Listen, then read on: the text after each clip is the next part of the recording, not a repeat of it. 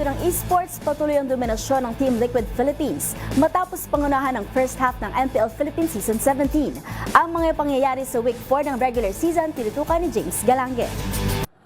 Dalawang malinis na 2-0 ang mga naging laro ng ikatlong araw ng Week 4 o half the regular season ng Mobile Legends Bang Bang Professional League Season 17. Kung saan dinomina ng MPL defending champs Team Liquid PH ang liga with an undefeated score na 7-0 matapos itong talunan sa golden rivalry match ang Onyx Philippines. Sa Game 1, una naging aggressive ang Sonics para agad na mapatumba sa The GOAT Carl TZ at makuha ang early game.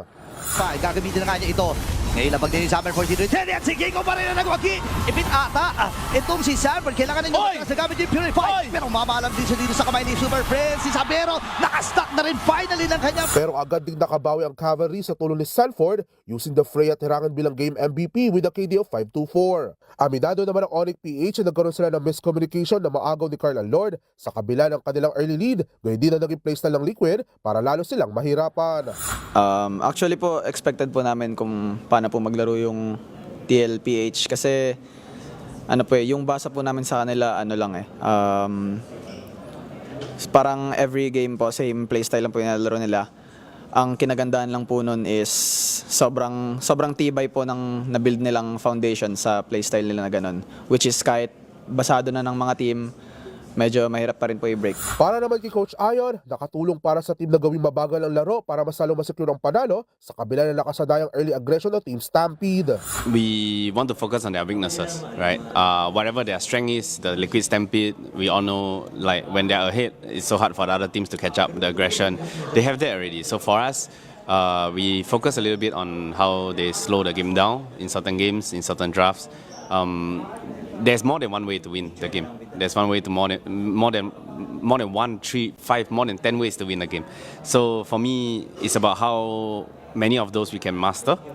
And we cannot only be strong in 1 or 2.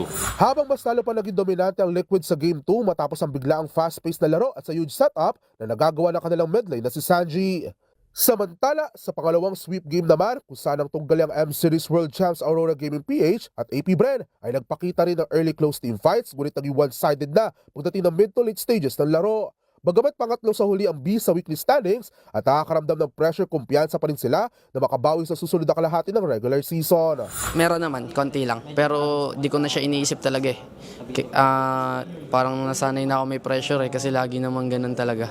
Di po ako nakaramdam ng pressure, para mas excited nga po ako lalong bumawi kasi syempre dikit na yung laban. Kumbaga wala na dapat games na kailangan pang sayangin. Ganun.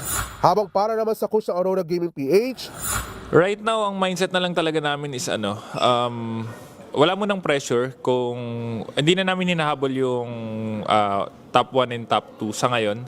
Kasi gusto namin wala mo ng pressure and ang priority namin kasi is mag-improve and mas makasabay muna sa kanila.